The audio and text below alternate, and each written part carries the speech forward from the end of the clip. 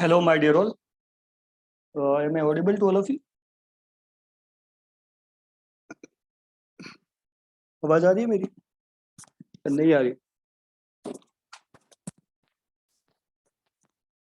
Come on, break the silence. Can you hear me? Yes, sir. Okay, fine. So, without taking much more time, let's begin. Sub ready? Okay. So, we were talking about the yes, please, chemistry of carbon. Remember? ठीक है. So, application part we were talking about. मैंने कुछ questions भी दिए थे. I hope so solve किए होंगे. तो ठीक है. अगर कुछ एडमिन डिस्कस करना होगा तो मुझे बताना. मैं एक दो क्वेश्चन और कराता हूँ, फिर एप्लीकेशन पार्ट पे आते हैं सीधे. मैं यहाँ पे काफी सारी रिएक्शंस लिख देता हूँ अभी, जो नेम रिएक्शन का पार्ट है. Okay, so if you talk about some question, तो मैंने पहले भी कुछ क्वेश्चन दिए थे, तो अरेंज कर लो आप. राइट, ऑर्डर ऑफ स्टेबिलिटी, यही क्वेश्चन आएगा अगर आया तो. Then we will start benzyne intermediate. Okay, so order of stability, इसका आंसर कर दो. I hope so. अगर इसका आंसर आपने दे दिया तो फिर ठीक है, जो लास्ट क्वेश्चन थे वो भी हो जाएंगे resolve. A, so this one is, कुछ इस टाइप से कुछ बड़े बड़े से स्ट्रक्चर बना के दे सकता है, just like this. Alright, here is an Me3.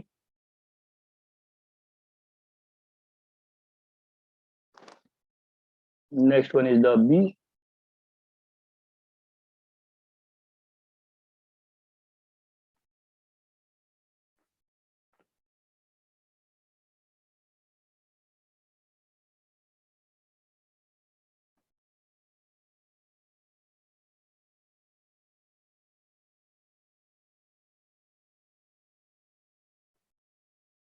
तो इससे रिलेटेड जितने नेम रिएक्शन है वो हाईली इंपॉर्टेंट.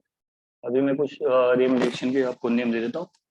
ओके, तो ये तो हम इसको पूरे दिन पढ़ सकते हैं, तब भी फिनिश नहीं होगा, क्योंकि नेम रिएक्शंस काफी सारी है. ओके, तो आई डोंट नो कि आपने शुरू किया या नहीं. नहीं किया तो ठीक है, शुरू कर लेंगे. Fine, just like this.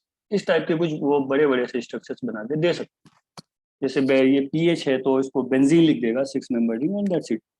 एक रूमर सा क्रिएट हो जाएगा कि हाँ भाई बहुत बड़ी प्रॉब्लम. बहरहाल, yes, what about the order of stability, let me know. जल्दी करो, सारी सेक्शन आने वाली, कुछ बची है. Which one is the correct order? ABCD बताओ. Most stabilised carbanion is, बोलो यार, सिंपल सा क्वेश्चन है बच्चे. मोस्ट स्टेबलाइज्ड कार्बन है, हम टॉकिंग अबाउट कार्बन है, ये है ना, इसका दिस कार्बन है हम टॉकिंग अबाउट. हाँ बताओ. Sir first. First, exactly. So order क्या होगा इसका? फर्स्ट. ठीक है, फर्स्ट सबसे पहला है, that is A. Okay, what exactly is the reason behind it, वो भी बता दो. Sir nitrogen positive charge. हाँ, तो स्ट्रॉन्ग माइनस आई बोल सकती हो. Correct, strong minus I. Okay fine, इसके अलावा तो कुछ नहीं है, क्योंकि इसका स्ट्रॉन्ग माइनस आई है, ये देख सकती हो आप. Right my dear, good enough. क्योंकि ये तो सब सिमिलर है यूनिट, सब में सिमिलर है, so leave it behind. Right, no need to consider, क्योंकि वो तो सब में कॉमन है. अब जो भी डिसाइडेबल फैक्टर है यहाँ पे वो ये है, डिसाइडेबल ग्रुप एडम व्हाटएवर, वो ये है. फाइन, इसके बेस पे मैं क्लेम करूंगा. हाँ, और नाउ लीस्ट स्टेबल कौन है, जल्दी बताओ. Which one is the least stable? Sir B. B least stable है. Why it is so? Once again inductive effect. So in case of B, there is only and only plus I effect. Okay? यार ये एकदम simple बात है. अब हम क्या करेंगे, जितना हमने स्टडी किया है सब उसको एप्लीकेशन पार्ट में लेके जाएंगे, अप्लाई करेंगे उसको. Right, so here is only and only plus I effect, and plus I is inversely proportional to stability of carb anion, as you know very well according to your own previous knowledge. सही बात है. Now next, अब हाँ 1 घंटा लगा दो इसमें. अब अरे भाई NMe3 के बाद फ्लोरीन है ना यार, फ्लोरीन का माइनस आई ज्यादा है, आपको पता है. क्यों भाई, इसका भी इसके बाद इसी का नंबर आता है, तो माइनस आई, राइट। तो after that, after A C will come out, yes और नो। तो इसमें भी क्या हुआ, minus I. Is that okay, बात ठीक है। After that O M E, right. O M E के दोनों इफेक्ट होते हैं, डोनेटिंग भी विड्रॉइंग में, तो जाहिर सी बात है ऑक्सीजन है तो मैं उसका माइनस आई कंसिडर कर सकता हूँ। ओके, कौन सा यहाँ पे कोई प्लस आर लगा रहे हो, तो इसका भी इफेक्ट माइनस आई रहे, fine. So here is the D and that's it. तो इस टाइप के सिंपल से प्रॉब्लम्स आ सकती हैं। अब मैं एक आपको ऑर्डर देता हूँ यहाँ पे, वो gaseous I mean experimentally verified order है, आप देखते हैं आप एग्री करते हो या नहीं, ठीक है। जैसे ये है, that is the order of stability. एक और छोटा सा question based upon the hybridisation concept, okay, order of stability. तो बस इसको एंड करो, मैं भी 5 मिनट दे दो बस, ज़्यादा नहीं। ऑर्डर ऑफ स्टेबिलिटी, क्योंकि मेरा मेन मकसद है आज बेंजाइन पढ़ाना, और बेंजाइन हाईली इंपॉर्टेंट इंटरमीडिएट में से एक है, ठीक है, क्योंकि वहाँ केटायन और एनायन दोनों होते हैं। जैसे carbocation electrophilic in nature, carbanion nucleophilic in nature, but benzyne electrophilic as well as nucleophilic. तो ये 3 इंटरमीडिएट है जो सीक्वेंस में, फाइन। तो ऑर्डर ऑफ स्टेबिलिटी ये तो आप इजीली बता सकते हो, here is R, that is C triple bond C, ये सबको पता है, एम आई करेक्ट? इस टाइप का तो यार सबको पता है ना, बताओ भाई जल्दी। Here is R and here is R, okay, double bond, here is the C H negative charge, and here is R just like this, okay. ये जीओसी का पार्ट है, बिल्कुल सही बात है, एकदम जीओसी, लेकिन इतना भी बेसिक नहीं चाहिए यार। हाँ, ये बेसिक क्वेश्चन है एकदम, fine. Which one is the most stable and why? So stability आपको पता ही इंडक्टिव इफेक्ट से डायरेक्टली रिलेटेड है। So hybridisation of this sp sp2 and sp3, correct, and percent s character, percent s is directly proportional to electronegativity, and electronegativity directly proportional to minus I, and minus I is directly proportional to stability of carbon है। इतनी fast आना है, okay, right. सो application part पे आते हैं, मैं एक problem पूछता हूँ जबरदस्त वाली, stability of carb anion, correct. तो जाहिर सी बात है ये होगा। तो मैंने कल भी एक प्रॉब्लम कराई थी आपको कि we can convert a terminal alkyne into internal one, remember, by this process. और ये काफी इंपॉर्टेंट है, मैंने वहाँ पे विल्किंसन कैटलिस्ट लिया, राइट, और एजेंट लिए थे काफी सारे, H2PD BSO4, लिंडलार कैटलिस्ट लिया था, ओके, बर्च रिडक्शन लिया था, रिमेंबर, राइट। तो मैं एक ऑर्डर देता हूँ आपको, आप देखते हो आप एग्री करते हो या नहीं यार, ये ऑर्डर क्या है, देखो, ये एक ऑर्डर है, ऑर्डर ऑफ स्टेबिलिटी। अब ये गैस स्टेट में है, ऑर्डर ऑफ स्टेबिलिटी, तो कभी कभी यहाँ से कॉपी पेस्ट हो सकता है कुछ, है ना। तो order of stability experimentally verified है, एक्सपेरिमेंटली ऑब्जर्व्ड, राइट, ये मैंने नहीं दिया, एक्सपेरिमेंटली ऑब्जर्व, काफी जगह ये ऑर्डर गिवन है, तो मैं आपसे पूछ रहा हूँ कि भाई आप एग्री करते हो या नहीं, ठीक है। इन गैशियस फेज, अब ये गैशियस फेज की बात चल रही है यहाँ पे, right, you must be kept in mind. जैसा आप करते हो फ्लोराइड क्लोराइड ब्रोमाइड आयोडाइड, भाई फेज लेते हो ना, liquid phase gaseous phase, anyway. तो ये एक ऑर्डर है, सिंपल सा ऑर्डर, हालांकि बहुत ज़्यादा इसका कोई एप्लीकेशन इस टाइप से नहीं आता, मुझे तो ये नेम रिएक्शन में चाहिए, एप्लीकेशन पार्ट में चाहिए, ठीक है। ये तो बचपन में क्वेश्चन आते थे ऐसे, arrange the following carbon and into, या फिर according to the stability, what. तो फिर भी मैं एक ऑर्डर लिख रहा हूँ यहाँ पे, ऐसा कुछ है। तो आप देख सकते हो यार, ये कार्बन एन कहाँ पर आ गया, ये तो इससे भी ज़्यादा दिया हुआ इसने, पीएच। इसको एक बार वेरीफाई करना है कहीं से, है ना। हालांकि ये गैसेस स्टेट में ऑब्जर्व्ड है, ऐसा मेरे पास एक रेफरेंस है, जस्ट लाइक द MTG वगैरह। कभी कभी कुछ इस टाइप की बुक्स देख लेता हूँ, क्योंकि जेई वगैरह में भी इस टाइप की प्रॉब्लम्स आती है, anyway. So Me2C negative charge, here is the Me3 silicon CH2, ऐसा एक order given. Okay, then ClCH2, then pH negative, ये एनायन है. Then that is vinyl carbanion CH2 double bond CH negative, right. Then cyclopropyl, right. Then CH3, right. ऐसा कुछ है, ठीक है. Anyway application part पे आते हैं. ये तो इस टाइप के ऑर्डर आपको जगह जगह मिल जाएंगे, लेकिन इसका कोई बहुत बड़ा कोई रोल नहीं रहेगा इसमें, क्योंकि हमें जो हमारा मकसद है वो है एप्लीकेशन पार्ट. और एप्लीकेशन पार्ट आप विदाउट नेम रिएक्शन नहीं कर सकते बच्चे. तो नेम रिएक्शन जैसे आप पढ़ते हो सारे का सारा के रट लेते हो उसको बैठ के. मुझे नेम रिएक्शन को कैटेगराइज करना है फर्स्ट ऑफ ऑल, और आफ्टर दैट ये जानने की कोशिश करनी है कि आखिरकार कोई नेम रिएक्शन किस प्रोसेस का एप्लीकेशन पार्ट है. आखिर वो किस चीज का एप्लीकेशन है. कार्बोकेटाइन का है, कार्बोनाइन का है, बेंजाइन का है, कार्बीन का है, किस इंटरमीडिएट का एप्लीकेशन है वो, ये तो पता चले. करेक्ट.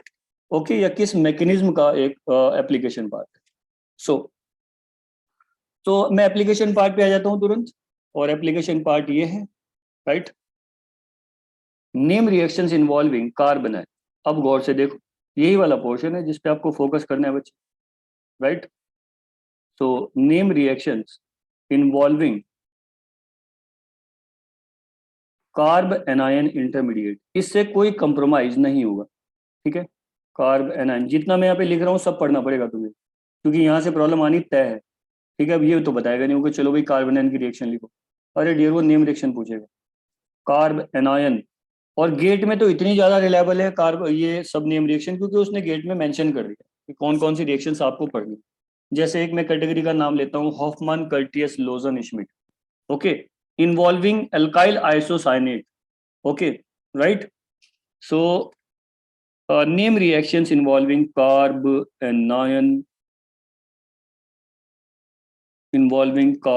Anion intermediate, right. तो मैं पूरी कैटेगरीज आपको दे रहा हूँ. देखो पहली कैटेगरी जो मैंने यहाँ पे ऑप्ट आउट की है, सेलेक्ट कर ली, right. Name reactions involving enolate, जबरदस्त कैटेगरी है. Name reactions involving enolate. I'm not talking about enol, I'm talking about inolate, ठीक है. और यहां से प्रॉब्लम आना तय है, ठीक. कोई नहीं रोक सकता इसको, क्योंकि ये क्या है बच्चे, बेस कैटलाइज्ड कंडेंसेशन. मैं यहाँ पे बोल सकता हूँ बेस कैटलाइज्ड. क्योंकि कंडेंसेशन क्या होता है जल्दी से बताओ प्लीज मुझे. कंडेंसेशन होता है ना, name reactions involving condensation. whenever two moles of a similar or different kinds of species combined together by the elimination of smaller species, just like the water, HCl, ammonia, right. The process is known as condensation. Fine. Okay, so base catalyzed condensation नाम दूं, ठीक है. मैं कुछ आपको name दे देता हूँ, ठीक है बच्चे. मैं स्ट्रिक्टली बात कर रहा हूँ बेस कैटलाइज्ड, ठीक है ना. क्योंकि जो कंडेंसेशन होता है ना प्रोसेस, बच्चे कंडेंसेशन होता है, I mean acidic catalysed as well as base catalysed, ठीक है.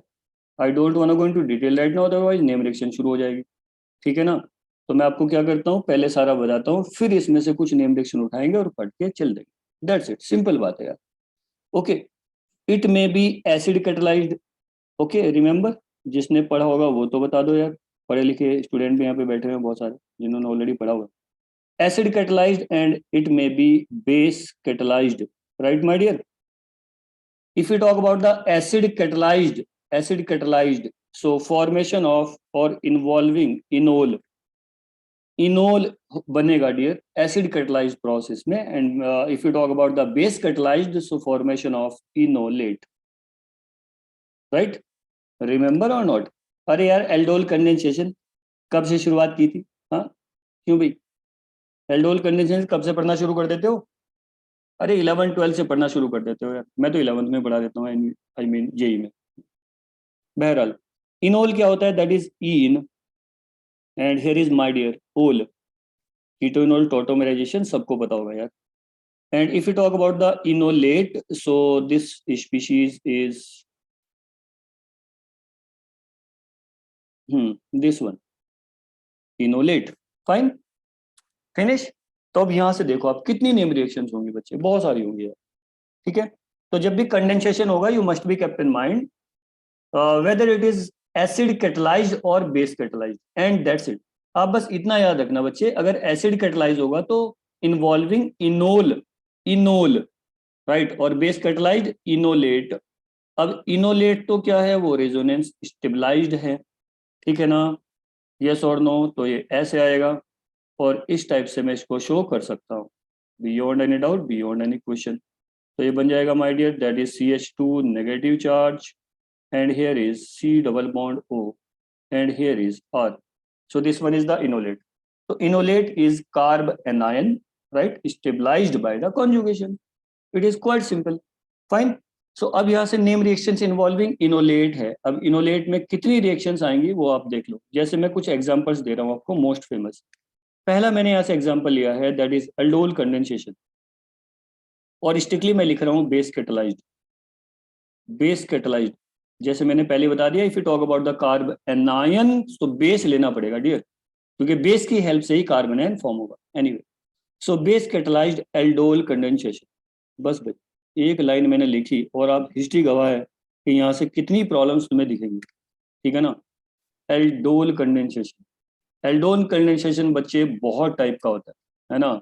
मैं तो इसको आठ से भी ज्यादा टाइप में इसके पढ़ाता हूँ. पहला हो जाएगा जैसे कि सिंपल, याद आ रहा होगा आपको, और यहाँ से प्रॉब्लम आना तय है. गेट में तो 100% आती है, लेकिन नेट में भी बार बार दिखेगी आपको, नेट जेआरएफ में. सिंपल एल्डोल, ठीक है बच्चे, सिंपल एल्डोल, राइट. फिर आ जाएगा क्रॉस एल्डोल, फिर आ जाएगा, सिंपल को इंटरमोलिकुलर भी बोलते हैं. फिर मेरा पर्सनल फेवरेट है इंट्रामोलिक्यूलर, क्योंकि अगर 10 प्रॉब्लम आई है तो यहाँ से 8 बार यही आई है, intramolecular aldol condensation, intramolecular cyclisation. ठीक है. फिर आएगा बच्चे डायरेक्टेड एल्डोल, डायरेक्टेड एल्डोल, सब में कार्बोनेन का आपको बिल्कुल एप्लीकेशन पार्ट दिखेगा. ठीक है ना. विदाउट कार्बोनेन हम इसको इमेजिन भी नहीं कर सकते, मुझे क्या पता क्या चलेगा.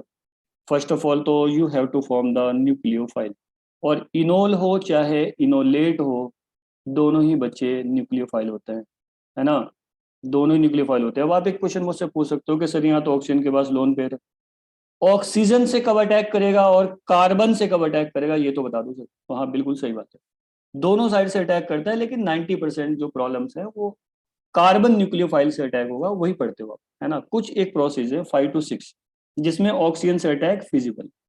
एनीवे, डायरेक्टिल एल्डोल, ठीक है, मुकैयम एल्डोल, बहुत सारे हैं बच्चे, अरे बहुत सारे यार, क्या तारीफ करूँ अब मैं. बहरहाल अब मैं ज्यादा जा नहीं रहा हूँ, नहीं तो फिर हो जाएगा कि सर पता नहीं क्या क्या बता रहे हो आप. बहरहाल मैंने शुरुआत कर दी है कि ये एल्डोल कंडेंसेशन है पहला.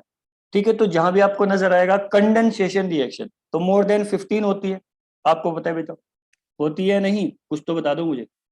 Claisen ester condensation, okay. हाँ बच्चे, क्लेजन एस्टर, तो मैं कुछ एक नेम दे देता हूँ, हालांकि ये 15 से ज्यादा है. ठीक है, Claisen ester, Claisen ester condensation.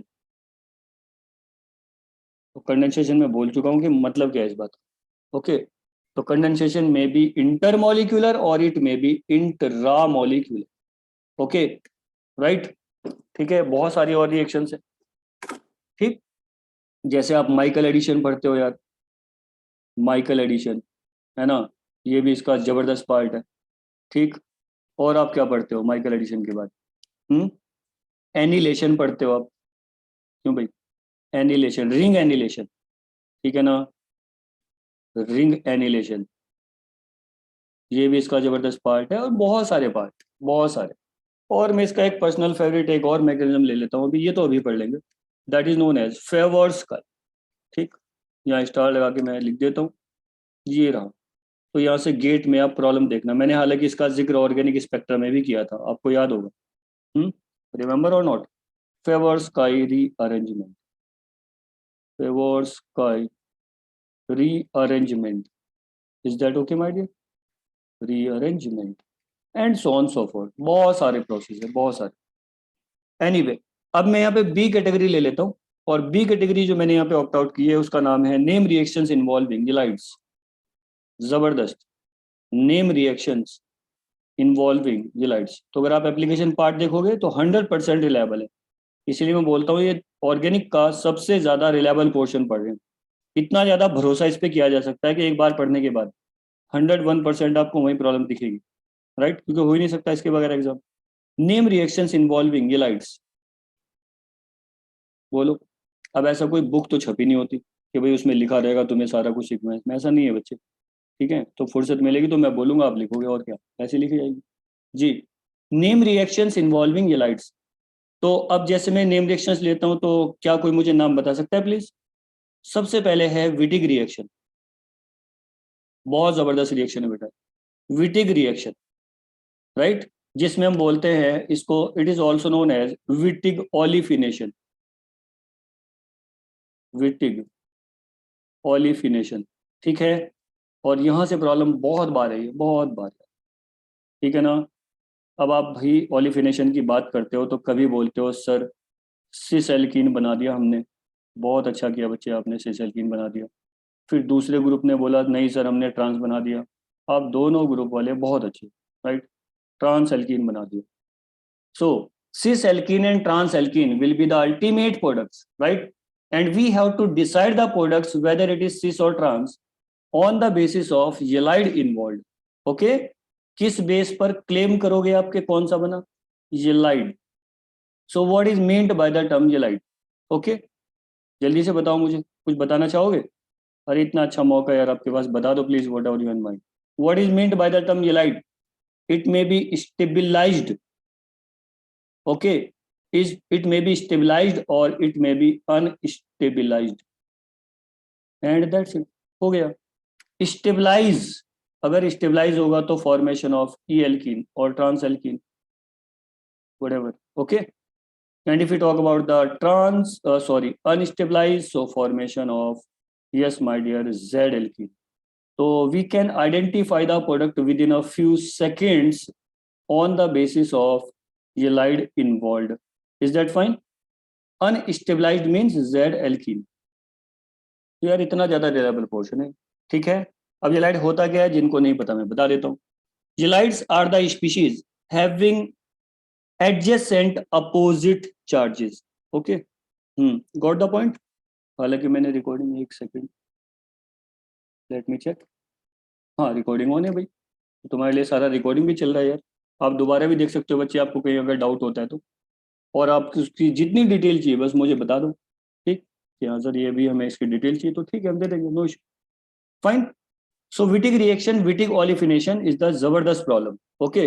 और विटिग रिएक्शन और विटिग रीअरेंजमेंट अलग चीज होती है बच्चे, ये बात ध्यान रखना, क्योंकि बच्चा पढ़ तो लेता है, बहुत अच्छे से मेहनत करके पढ़ता है, पता चला प्रॉब्लम आई थी विटिग रीअरेंजमेंट की, करके आ गया विटिग रिएक्शन, ठीक है? और बस उल्टा हो जाएगा सारा कुछ, राइट? तो मैं चलो लिख भी देता हूँ आपके लिए यार, ठीक है? वर्सेस विटिग रीअरेंजमेंट, बच्चे ये अलग चीज है प्लीज यार, ये अलग है, Wittig rearrangement. So there is a huge difference in between them, okay? Wittig rearrangement, Wittig rearrangement अलग चीज है और विटिग रिएक्शन अलग चीज है। तो पहले तो आप ये डिसाइड कर लो भाई पढ़ के आ रहे हो आप लोग, ठीक है? तो इस टाइप की प्रॉब्लम काफी ज्यादा इंपॉर्टेंट है। हाँ बेटा आ जाओ नेक्स्ट। सो विटिग रिएक्शन हो गया, इसके बाद क्या होगा? Involving sulphur ylide. अब येलाइड क्या था मैं जल्दी से बता देता हूँ। What is mean by the term ylide? Ylide is the species intermediate having adjacent opposite charges, okay? जैसे ये कार्बन है और ये मैंने यहाँ पे एम ले लिया, राइट? Carbon negative charge, M positive charge, it is just like the organometallic species, remember my dear, okay? ठीक है? सो एम, एम क्या हो सकता है यहाँ पे? बहुत कुछ हो सकता है बच्चे एम, ठीक है? तो मैं जल्दी से यहाँ पे बता देता हूँ आपको आखिरकार एम क्या है। तो यहाँ से गेट में भी डायरेक्ट प्रॉब्लम आती है, गेट में भी डायरेक्ट। गेट तो इतना ज्यादा रिलायबल पोर्शन है यार, नेट से भी ज्यादा इजी लगता है मुझे गेट, ठीक है ना? मतलब जेआरएफ में तो यार लिमिट ही नहीं है ना, उसमें सिलेबस में मेंशन कर रखा है सम इम्पोर्टेंट इंजेक्शन, अरे भाई 1500 से ज्यादा नेम रिएक्शन नोन है यार। अब ये तो बता दे भाई कितनी इंपॉर्टेंट। तो वो हमने डिसाइड किया हुआ है, मैं बोलता भी हूँ कि अराउंड 100 आप पढ़ लो, बहुत है अब। ठीक है, मैं खुद बोलता हूँ यार। और 100 का भी फिर मैं और उसको छोटा कर देता हूँ कि 50 आप पढ़ लो, 50। लेकिन पढ़ने का मतलब बच्चे एप्लीकेशन पार्ट हम talking about. So it may be, yes please, M का मतलब क्या हो सकता है यहाँ पे, जल्दी जल्दी बता दो please. M may be phosphorus, M may be silicon my dear, M may be sulphur, M may be titanium. तो मैं तो यहाँ ऑर्गेनोमेटालिक तक सारा सब कवर हो जाएगा। मैंने यहाँ से चार, I mean four four species या फिर एलिमेंट को ऑप्ट आउट किया, सेलेक्ट किया। ठीक है, और एलिमेंट के बेस पर ही आप इनका नेम देते हो। जैसे मैंने नाम ले दिया है फॉस्फोरस येलाइड। ठीक है बच्चे, ध्यान से देखना भी, फॉस्फोरस येलाइड। अब फॉस्फोरस तो पेंटावेलेंट होता है, सबको पता है आपको, है ना। तो मैं लिखूंगा Pr3 double bond and here is CH2। Correct my dear, fine. और मैं इसको रेजोनेंस स्टेबलाइज भी बना सकता हूँ इन दिस फैशन। ठीक है, जस्ट लाइक दिस। तो R3P single bond CH2 negative charge and phosphorus is positive charge. हालांकि इसको आप इस टाइप से नहीं लिख सकते, मैं रिकॉर्डिंग में ऑलरेडी बता रहा हूँ, इस टाइप से इसको लिखना इतना इजी नहीं है। ठीक है, चलो खैर, इसका आप पी ब्लॉक में केमिस्ट्री ज्यादा पढ़ते हो बच्चे। फॉस्फोरस के बाद नेक्स्ट आते हैं बच्चे सल्फर एलाइड। गजब की केमिस्ट्री है, ठीक है, सल्फर एलाइड। और यहाँ से 4 मार्क्स में आपको कितनी प्रॉब्लम दिखा दूंगा, बहुत ज्यादा, मोर देन ए डोजन। ठीक है, सल्फर एलाइड। अब सल्फर अगर इन्वॉल्व होगा बच्चे तो होगा SR2 डबल बॉन्ड CH2। तो ये भी इसी टाइप से चलता जाएगा, राइट। फिर मैं अभी डिटेल नहीं जा रहा हूँ, एक का डिटेल चलते हैं अगर आप चाहो तो। एक का तो लेना पड़ेगा बच्चे, तभी तो पता चलेगा ना यार क्या एप्लीकेशन पार्ट है भाई, कुछ तो समझ आए सर। ठीक है, ये तो मैं लिख के छोड़ दूंगा तो क्या होगा। तो एक एक रिएक्शन उठा लेते हैं, एक हम फेवर्स का ही पढ़ लेते हैं, एक विडिक पढ़ लेते हैं। ठीक है, या फिर सल्फर एलाइड, जो भी आप बोलो। Anyway, so here is the R2S positive charge and here is the, yes please, CH2 negative charge. तो मैं यहाँ पे एक का डिटेल दे देता हूँ आपको। अब सल्फर एलाइड में क्या होता है, इसका एप्लीकेशन पार्ट क्या है, मैं हैंड टू हैंड बता देता हूँ आपको। ठीक है, ओके डियर। आखिर इसका एप्लीकेशन क्या करना चाहते हो सर, पढ़ना क्यों है इसको, क्यों भाई इतने अर्ली मॉर्निंग क्लासेज होती हैं यार, क्यों पढ़ना है, कुछ तो पता चले। तो अगर हमने 1 घंटा पढ़ा, मुझे रिजल्ट चाहिए, 1 घंटे में क्या सीखा भाई तुमने, बताओ। सो फॉस्फोरस एलाइड बच्चे, या तो सिस एल्कीन बनाऊंगा, अभी तो बताया, फॉर्मेशन ऑफ सिस एल्कीन, और it may be trans alkene. Okay, तो एल्कीन बनाने का one of the most reliable portions में से एक है। Good enough, okay my dear.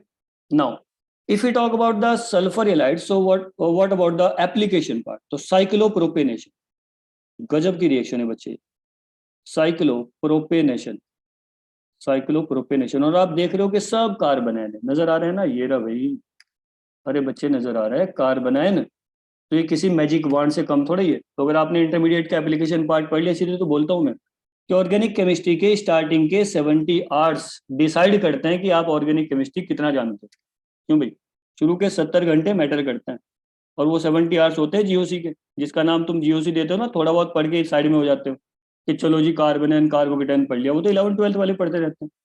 तो हमारा जीओसी क्या है, वो एप्लीकेशन पार्ट है 99%।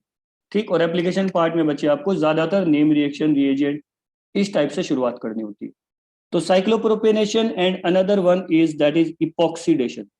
देख पा रहे हो, इपॉक्सीडेशन। तो मैं यहाँ इपॉक्साइड भी बना सकता हूँ और साइक्लोप्रोपेन भी बना सकता हूँ बच्चे।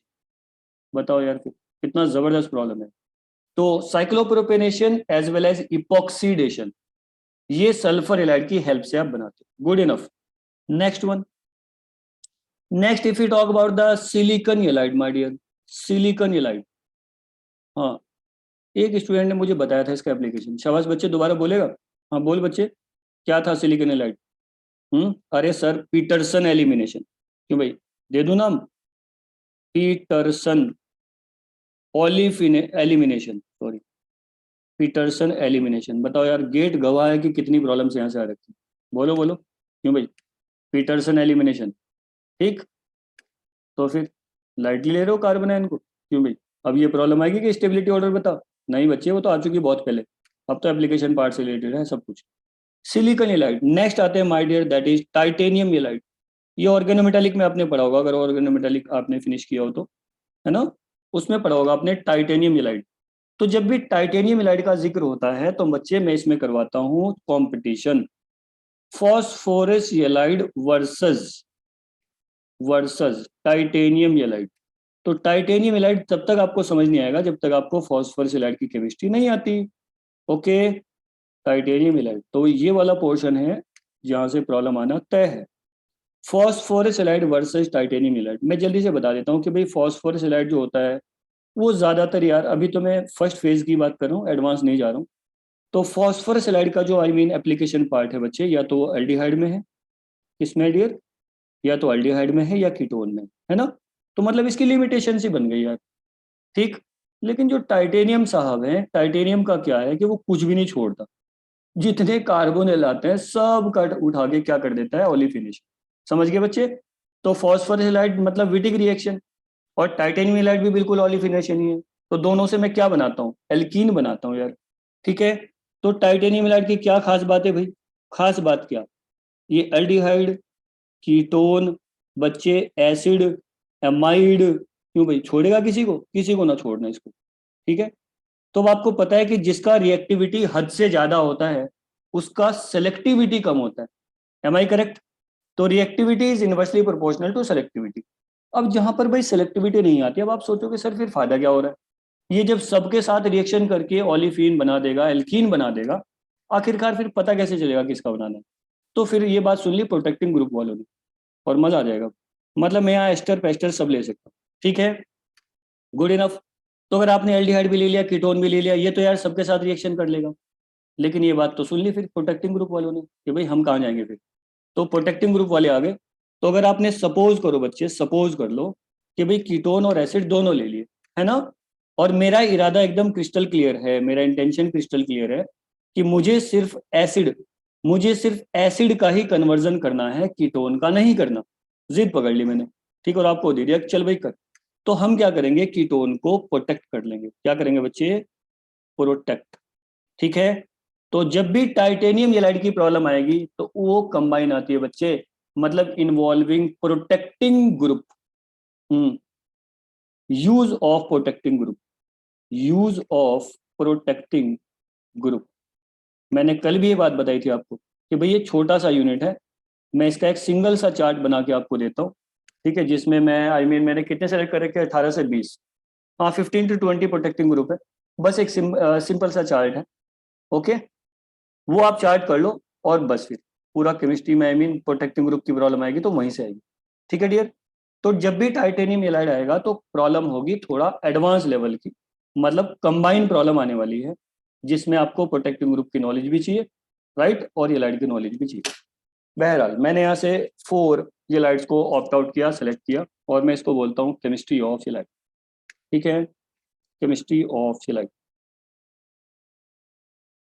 केमिस्ट्री में तो सारी चीज पढ़नी है, ठीक है बच्चे, इस बात को नोट डाउन कर लो, और जिस दिन एग्जाम दे के आओगे मुझे बता देना, या फिर जो दे के आया पेपर उठा लो आप, ठीक। जितना मैं बता रहा हूँ यहाँ से प्रॉब्लम मैं दिखाता हूँ आपको, क्यों भाई, हमेशा आती है प्रॉब्लम, ठीक है ना, ये सबसे रिलायबल पोर्शन में से एक है। तो ये कार्बोनेन के एप्लीकेशन पार्ट की मैं बात कर रहा हूँ, गॉट द पॉइंट, सब समझ में आ रहा है कि नहीं आ रहा है।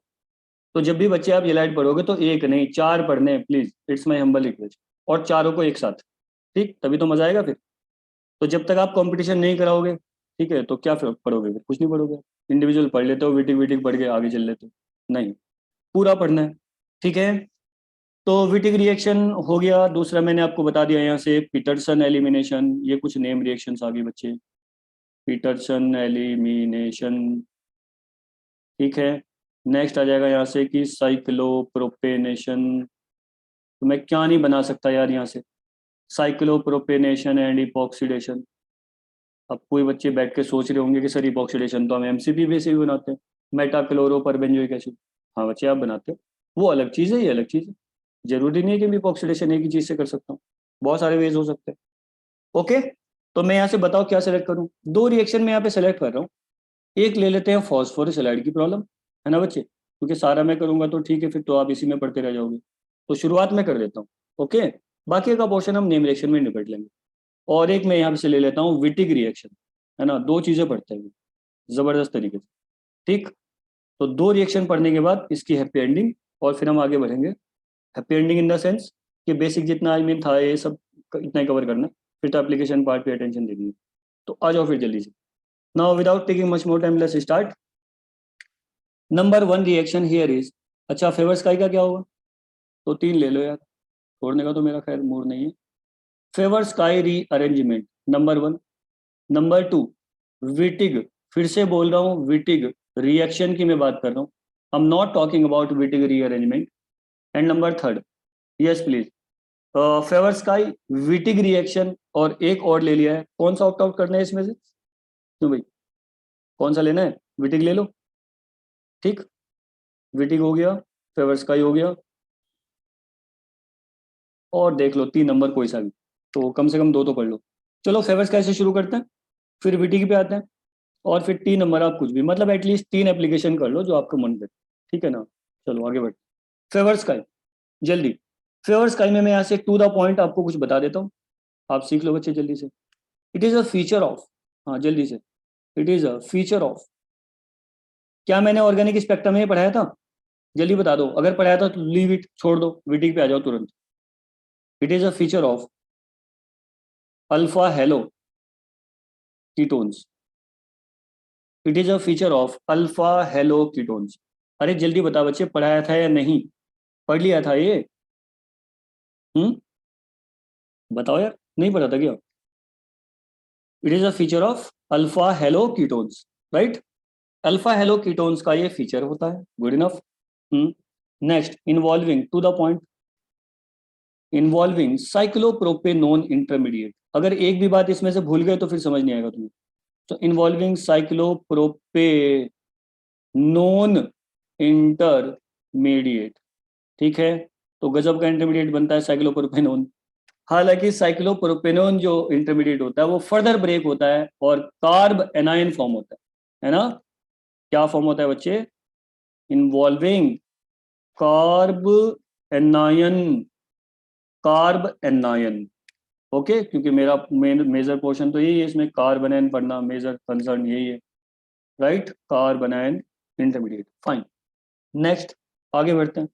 और जहां भी कार्बन आयन आएगा तो आपको एक तो फैक्टर आपको बताइए, स्टेबिलिटी, मतलब वो कार्बन आयन फॉर्म होगा जो ज्यादा स्टेबल होगा, ठीक है। तो कार्बन आयन में रीअरेंजमेंट नहीं होता, आपको बताइए।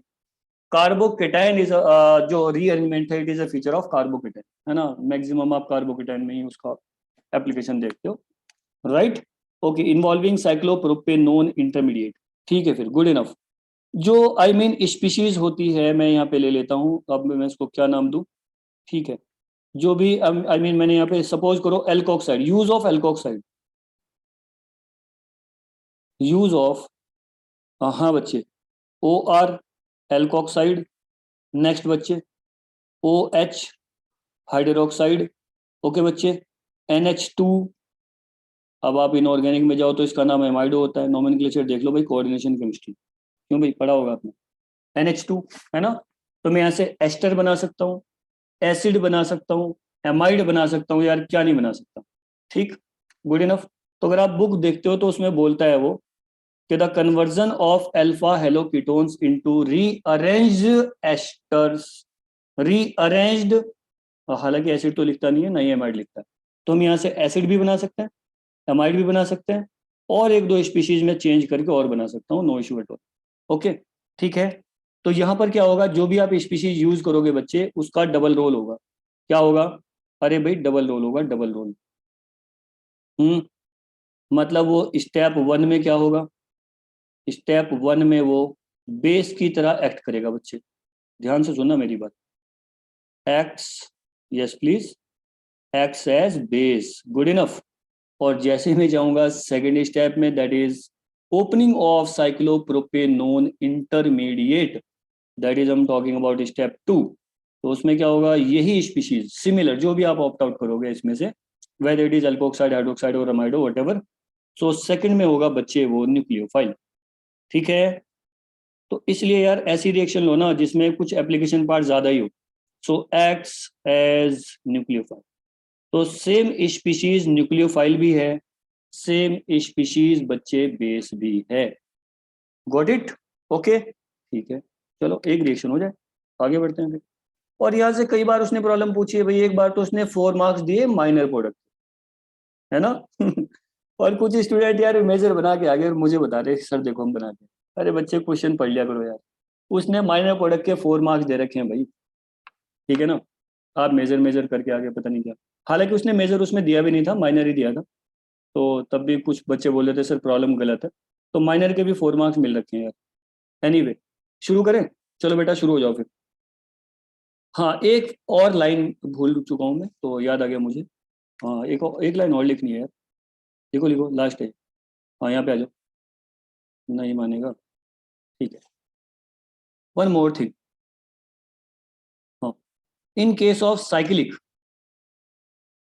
इन केस ऑफ, ये जबरदस्त प्रॉब्लम है, in case of cyclic alpha halo ketones ring contraction takes place, ring contraction. Carbocation में मैंने आपको रिंग एक्सपेंशन बताया था, अब यहाँ रिंग कॉन्ट्रैक्शन होगा, राइट। तो मैं सिर्फ शक्ल देख के बता सकता हूँ स्टार्टिंग मटेरियल की के प्रोडक्ट कैसा बनेगा, ठीक है, जब प्रैक्टिस हो जाती है ना पूरी। तो alpha halo ketones ring contraction, yes please my dear, takes place, ठीक है। तो अगर 5 6 मेंबर देंगे तो 5 में तब्दील हो जाएगा, कन्वर्ट हो जाएगा, ठीक है, और 7 है तो 6 में, and that's it, ring contraction takes place. तो एक भी पॉइंट मिस मत करना, 4 5 पॉइंट मैंने बताए हैं, पूरा नेम रिएक्शन का एप्लीकेशन फिनिश हो जाएगा इसी में। चलो नाउ एक एग्जांपल से समझने की कोशिश करते हैं। अब मैंने एग्जांपल लिया है बच्चे, ये रहा, ये देख सकते हो आप, ठीक है, मैंने ऐसा एक एग्जांपल लिया है, ठीक। और मैंने यहाँ पे लगा दिया बेटा हेलाइड, हेलाइड में मैं सपोज करो आयोडीन लगाया, हालांकि प्रेफरेंस आप देते हो आयोडीन फिर ब्रोमीन फिर क्लोरीन, यस और नो, ऐसा देते हो ना, ठीक है। आप बताओ क्या बनाना चाहते हो आप डिसाइड कर लो भाई। एसिड बनाना चाहते हो बच्चे तो OH माइनस ले लो, हाइड्रोक्साइड। एमाइड बनाना चाहते हो NH2 माइनस। एस्टर बनाना चाहते हो OR। तो यार चॉइस मैंने आपको दे दी है, प्रॉब्लम क्या है, कुछ नहीं है। तो ऐसा कर लेते हैं, चलो एस्टर बना लेते हैं, ठीक है। तो मैंने यहाँ पे दे दिया है मिथॉक्साइड, सोडियम मिथॉक्साइड, फाइन, ये मैंने दे दिया है बच्चे, ठीक है। अब इसमें करना क्या है, तुम्हें हमेशा याद रखना है, हमेशा, ठीक, कि अल्फा पोजीशन तो दो होंगी कीटोन की, one alpha position is this and another alpha position is this, let it be prime, ठीक। बस एक प्रॉब्लम करके आगे बढ़ते हैं, साइक्लिक वाला मैं होमवर्क दे देता हूँ जी। जो भी leaving group consisting alpha position होगी उस प्रोटोन को आप कभी भी एब्स्ट्रैक्ट नहीं करोगे, never. So this proton will never be abstracted by the base, right? कभी भी नहीं, हमेशा ही लिविंग ग्रुप का जो अल्फा होगा रिवर्स अपोजिट कार्बन का, right, I am talking about alpha not alpha prime, हमेशा एसिड बेस वहां से होगा। ऐसा मैं क्यों बोल रहा हूँ आपको भी समझ में आ जाएगा। मैं बच्चे इसलिए बोल रहा हूँ क्योंकि जब भी फेवर्स का ही होगा तो साइक्लोप्रोपेन नॉन इंटरमीडिएट बनेगा, जो कि अल्फा प्राइम की साइड से कभी नहीं बन सकता, समझ गए। तो आप घूम फिर के आओगे उसी बात पे कि सर बात तो आप सही कह रहे थे, ठीक है बच्चे, आप साइक्लोप्रोपेनोन नहीं बना पाओगे by the abstraction of this proton, ठीक है, राइट, इस प्रोटोन का एब्स्ट्रक्शन कभी नहीं होगा। तो चलो स्टार्ट कर देते हैं। तो फर्स्ट ऑफ ऑल क्या होगा, एसिड बेस रिएक्शन, बाद में तो मैं सिंगल स्टेप में कर दूंगा इसको, ठीक है, राइट, ऐसा ऐसा होगा। तो हैव पेशेंस, क्योंकि अभी आपका जो रिएक्शन मैकेनिज्म का पोर्शन है मैं उसमें भी डिटेल में आपको रिएक्शन मैकेनिज्म पढ़ाऊंगा, ठीक है। भाई जिन स्टूडेंट को नहीं आता इट्स फाइन यार, कौन सी बड़ी बात होगी, सीख लो, सिंपल। तो ये था यहाँ से carbanion and this one is the iodide good leaving group. अब क्या होगा, ये कार्बोनाइन यहाँ अटैक कर देगा बच्चे, तो इसने अभी तक क्या एक्ट किया, बेस की तरह एक्ट किया, गुड इनफ, और आयोडीन आउट। तो ultimately formation of cyclopropanone intermediate और desired intermediate, not product, okay fine, good enough, ये देख सकते हो आप, बन गया भाई साइक्लोप्रोपेनॉन। अब आपने जिद पकड़ी हुई, नहीं सर मैं तो ये सेट कराऊंगा प्रोटोन को, तो कराओ बच्चे। आप यहाँ एनायन बनाओगे, साइक्लोप्रोपेनॉन कैसे बना पाओगे आप, नहीं बना सकते ना।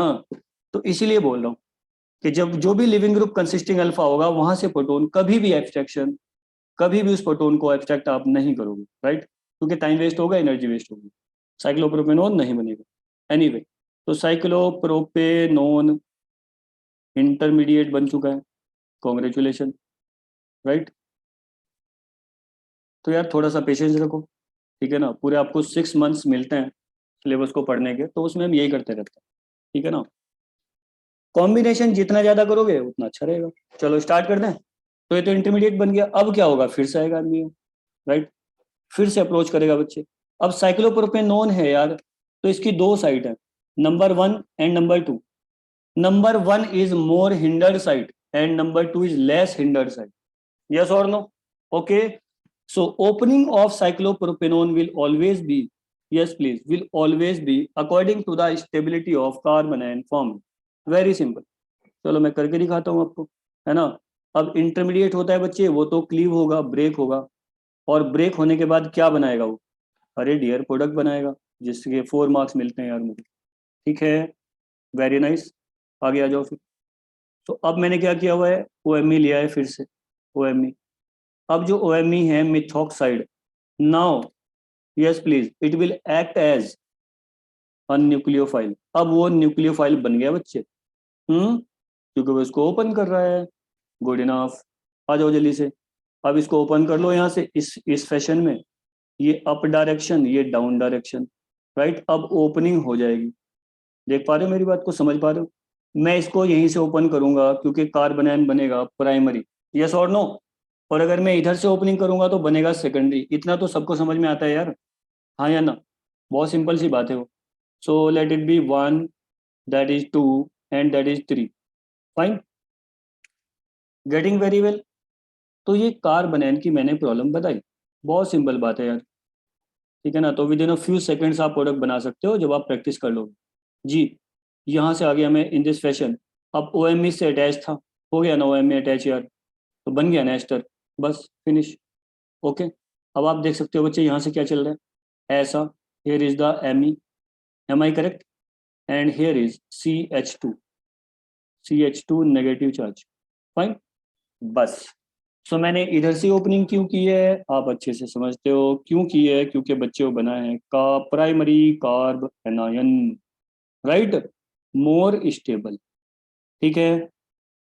तो आपको पता है कि ऑर्गेनिक वाले जब ज्यादा शार्प माइंडेड हो जाते हैं तो फिर वो माइनर प्रोडक्ट कभी नहीं बनाते, इतनी फुर्सत कहाँ है उनके पास, बोलो यार।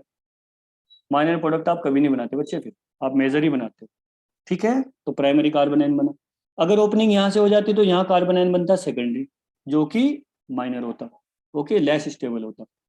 अब ये काम हम बार बार नहीं करेंगे, अब यहाँ से हो जाएगा वर्कअप शर्कअप, मतलब क्या हो जाएगा, वो प्रोटोन शोटोन ले लेगा, ठीक है, और अल्टीमेटली प्रोडक्ट बना देगा, बस।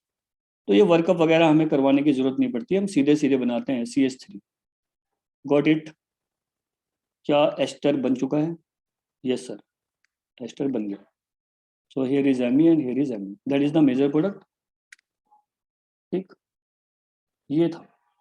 तो एक छोटा सा बात है यार, छोटी सी बात है एकदम माइन्यूट सी, कि आप कार्बोनाइन बनाओगे तो स्टेबल बनाओगे आप, ठीक है। तो opening of cyclopropanone intermediate, accordingly आप उसको ओपन करोगे, जैसा भी स्टेबल कार्बोनाइन बनेगा, करेक्ट, गॉट द पॉइंट, कुछ बात समझ में आ रही है, ठीक है। और जितना मैंने यहाँ लिख दिया, एक सिंगल लाइन से कंप्रोमाइज नहीं होगा, because you are talking about national level, क्यों भाई, यहाँ JRF की बात चल रही है यार, ठीक है ना, गेट की। तो इसलिए जितनी रिएक्शन मैंने ऊपर लिखी, पूरी केमिस्ट्री हिलाड़ी की आपको पढ़नी है, जितनी नेम रिएक्शन मैंने इनोल और इनोलेट की बताई, पूरा कवर करोगे आप, फिर देखो आप एटलीस्ट 2 क्वेश्चन पक्के हो जाएंगे तुम्हारे यहाँ से, ठीक है। आगे बढ़ते हैं, बात समझ आई है कि नहीं आई है, ठीक है। एक क्वेश्चन दे दो आपको, अब देखते हैं क्या करते हो आप। ये क्वेश्चन मैंने दे दिया है साइक्लिक वाला, और इसमें रिंग कॉन्ट्रैक्शन होगा, इसको करना है सॉल्व, करोगे, ठीक है बच्चे, ये रहा। और मैंने यहाँ से दे दिया है क्लोरीन लगाकर आपको, और मैंने यहाँ पे दे दिया है बच्चे मिथाइल लगा के, है ना। क्या बनाया था भाई, मैंने मिथाइल लगा के दे दिया। हालांकि मैं बता भी चुका हूँ कि एप्लीकेशन पार्ट में आप 8 से 10 प्रॉब्लम, कभी कभी 12 प्रॉब्लम आप सॉल्व करो, and that's it, life time membership, कुछ नहीं करना तुम्हें फिर।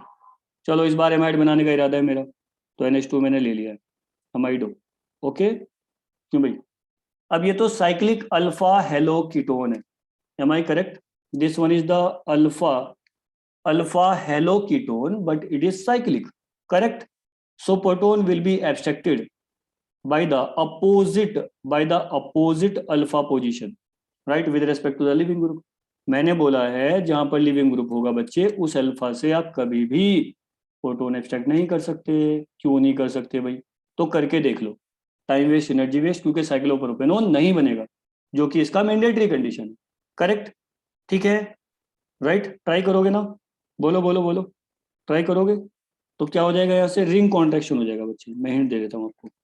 रिंग कॉन्ट्रैक्शन मतलब 5 मेंबर रिंग बन जाएगा। ट्राई करना, फिर मुझे बताना। आगे बढ़ते हैं विटिक, फिर मैं आता हूँ बेंजाइन पे, क्योंकि मेरा मकसद है बेंजाइन पढ़ाना। ठीक है, आज का जो टारगेट है बेंजाइन शुरू करना है बच्चे।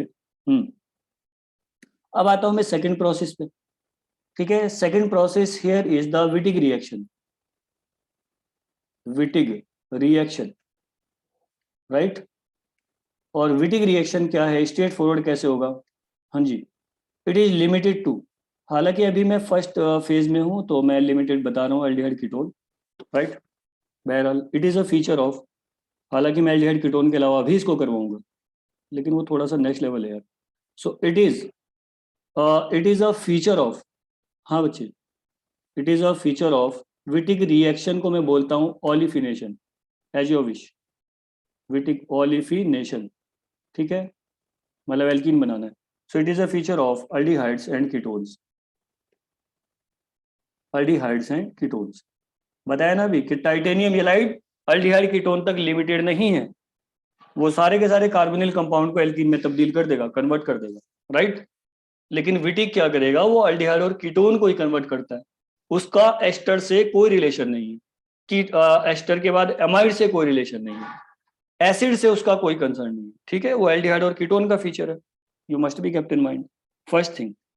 Next, involving phosphorus ylide, involving phosphorus ylide, phosphorus ylides, right? और यहीं पे मैं मेंशन कर देता हूं, जब भी होगा स्टेबलाइज्ड और होगा अनस्टेबलाइज्ड तो ऑलिफिनेशन हो जाएगा। So if you talk about the stabilised phosphorus ylide, और एक होगा अनस्टेबलाइज्ड फॉस्फोरस एलाइड, तो भी प्रॉब्लम देखो आप कहाँ कहाँ से आती है इसमें, सारी बताता हूँ मैं भी, डिसेक्शन कर देते हैं इसका। Stabilised phosphorus ylide, that is E alkene, E alkene obtained, right? E alkene मिलेगा ट्रांस, एंड अनस्टेबलाइज्ड मतलब सिस एल्कीन। तो we can confirm the product by seeing the type of ylide, okay? Cis alkene obtained, ठीक है, चलो इतनी बात समझ में आती है, ओके। अब स्टेबलाइज का मतलब क्या है, एनायन जो होगा बच्चे वो स्टेबलाइज होगा, बहुत सिंपल बात है। नेक्स्ट बढ़ते हैं, इन्वॉल्विंग, एक और, इन्वॉल्विंग इंटरमीडिएट का कोई नाम बता सकता है मुझे, कौन सा इंटरमीडिएट इन्वॉल्व होता है इसमें? ये क्वेश्चन आ चुका है कई बार। ठीक है, जैसे आप देते हो ना यार ये स्टेट एलिजिबिलिटी टेस्ट, सेट का एग्जाम नहीं होता, Uttarakhand SET state eligibility test, UP SET, जो भी सेट वेट के एग्जाम होते हैं स्टेट लेवल पे, उसमें इस टाइप की प्रॉब्लम ज्यादा आती है, और ये प्रॉब्लम तो कई बार आ चुकी है अब तक। इन्वॉल्विंग, हाँ, इंटरमीडिएट का नाम बताया जाए प्लीज, जल्दी बताओ बच्चे। यार मैं अकेले रह जाता हूँ, ठीक है, कोई भी मतलब पार्टिसिपेट नहीं कर रहा, कितनी गलत बात है। क्या कुछ भी नहीं पढ़ा? ऐसे कैसे हो सकता है? तो 12th में पढ़ते हम लोग, क्यों भाई? अब तो हद ही होगी, ग्रेजुएशन में पढ़ते हो फिर आप। जीओसी चल रहा है sir, it is your on sole responsibility कि आप हमें सारा बेसिक बेसिक सब पढ़ाओगे। हाँ सही है, ओके, ठीक है, फिर मैं ही बता देता हूँ। सो इन्वॉल्विंग, काश मैं क्लास में होता, ठीक है ना, बहरहाल जल्दी मिलता हूँ। सो इन्वॉल्विंग माय डियर, कौन सा इंटरमीडिएट हो गया यार इसमें? बिटेन इंटरमीडिएट हो गया बेटा। क्या होगा, दोबारा सुन लेना, बिटेन, इन्वॉल्विंग बिटेन ऑक्साफॉस्फेटेन, बिटेन एंड और, ऐसे लिख रहा हूं मैं, कभी कभी उसको आप बिटेन और ऑक्साफॉस्फेटेन में जो डिफरेंस है ना वो देखोगे, बिटेन एंड और ऑक्साफॉस्फेटेन, ये प्रॉब्लम कई बार आ चुकी है, प्लीज। बिटेन एंड ऑक्साफॉस, भाई लिखा जा, ऑक्साफॉस्फेटेन, हद ही होली अब तो, ऑक्साफॉस्फेटेन, स्पेलिंग की कोई गारंटी नहीं होती मेरी क्लास में, बहरहाल oxaphosphetane intermediate. Okay dear. Oxaphosphetane intermediate. Intermediate. तो इसमें कौन सा इंटरमीडिएट बनता है? बिटेन और ऑक्साफॉस्फेटेन. ओके, फेवर स्काई में क्या इंटरमीडिएट था? साइक्लोप्रोपेनोन. करेक्ट. तो इस टाइप की प्रॉब्लम सेट वालों की फेवरेट है कि वो नेम रिएक्शन के बीच में घुसकर वहां से इंटरमीडिएट पूछते हैं. और आप पेपर उठाओ, क्यों भाई, पीवाईक्यूज देखो आप उसके, उसमें मिलेंगे तुम्हें सारे क्वेश्चन. ठीक, राइट. तो इन्वॉल्विंग बिटेन और ऑक्साफॉस्फेटेन इंटरमीडिएट. Good enough. इतना काफी है. ठीक है, तो हर एक नेम रिएक्शन के मैं वही 4-5 पॉइंट लिखता हूँ जो कि मैंडेटरी कंडीशन है. ओके, अब बात कर लेते हैं थोड़ा स्टेबिलिटी ऑफ ये लाइट. चलो जल्दी आ जाओ please. Stability of phosphorus elites. अब देखो बच्चे, है ना, ये आपने अगर पी ब्लॉक केमिस्ट्री पढ़ी होगी तो आपको उसमें पढ़ाया होगा सर ने, मैम ने, वॉट एवर जिसने भी पढ़ाया, उसमें आपको पढ़ाया होगा इसके बारे में कि फॉस्फोरस का जो बैक डोनेशन होता है. ठीक है, फॉस्फोरस, फॉस्फोरस हुआ, सल्फर हुआ, सिलिकॉन हुआ, right, oxy acids of chlorine, ये सब पढ़ा होगा आपने पी ब्लॉक में. तो वहां आपको इसकी बॉन्डिंग याद आती होगी फॉस्फोरस की, है ना, आती है नहीं याद? आई don't want go into detail right now, क्योंकि मेरा मकसद यहाँ पे वो पढ़ाना नहीं है. बस मैं रिमाइंड ऑफ डोज दे रहा था कि यार आपने पढ़ाया नहीं. तो आ जाओ फिर, ये आ गया, है ना. तो आपको किस टाइप से देगा? वो ऐसा देगा. ठीक, ये देगा बच्चे. अभी मेरी बात को गौर से सुनना, ये देगा. तो ठीक है, फिर आप यहाँ से क्या कर सकते हो? मैं बता चुका हूँ कि भाई हम इसको ऐसे नहीं लिख सकते. ठीक, मतलब एकदम से नहीं लिख सकते, पूरा बॉन्डिंग होता है यार इसका प्रोसेस. ठीक है ना. बहरहाल, तो हम इसको शो कर सकते हैं. मैं तो अभी एट प्रेजेंट कर रहा हूँ. अगर आपने बॉन्डिंग डीपली पढ़ा होगा तो आप समझ रहे होंगे. यहाँ सर ऐसा तो नहीं कर सकते. तो बहरहाल अभी तो आप इस लिहाज से समझ लो, कोई नहीं रोक रहा आपको. जी, so here is H and here is H, positive charge, and here is the negative charge. Correct. So if you talk about the stability, तो स्टेबिलिटी ऑफ नेगेटिव चार्ज, बस मुझे यही देखना है बच्चे कि ये जो नेगेटिव चार्ज बना है, मुझे इसकी स्टेबिलिटी चेक करनी है. तो if you talk about the stabilised, so negative charge must be stable. If we talk about the unstabilized, so there is no additional stability factor. Okay, so stability of anion, मुझे सिर्फ ये check करना है और कुछ भी नहीं. अगर ये एनायन स्टेबल है तो स्टेबलाइज है, और अगर ये एनायन स्टेबल नहीं है तो अनस्टेबलाइज है. अब वो किससे डिसाइड करोगे आप? इन दो हाइड्रोजन से. इससे कोई मतलब नहीं है मेरा. क्यों भाई? इसको तो लीव बिहाइंड इट. वो कुछ डिसाइड नहीं करेगा बेचारा, उसका तो रोल ही खत्म हो गया. क्यों भाई? Okay, right. मैं लिख भी देता हूं strictly, not a decidable factor. और बताओ, नॉट ए डिसाइडेबल स्पीशीज या factor, not a decidable factor.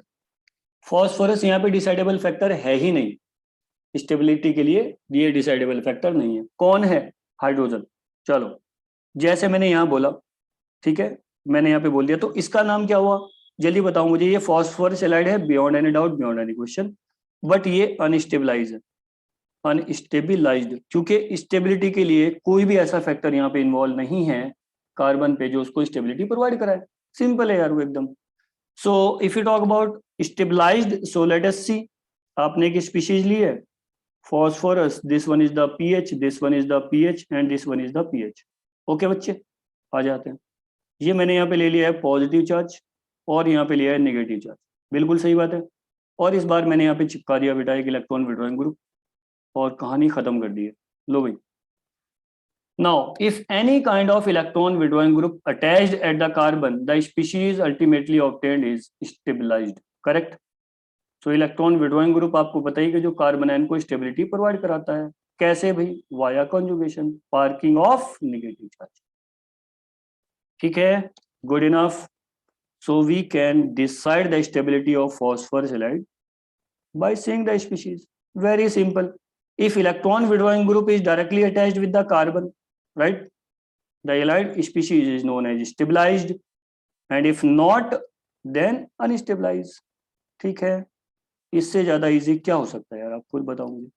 So parking of negative charge here matters. देख सकते हो आप, पूरा जीओसी है बेटा, पूरा जीओसी, कुछ नहीं करना तुम्हें इसमें.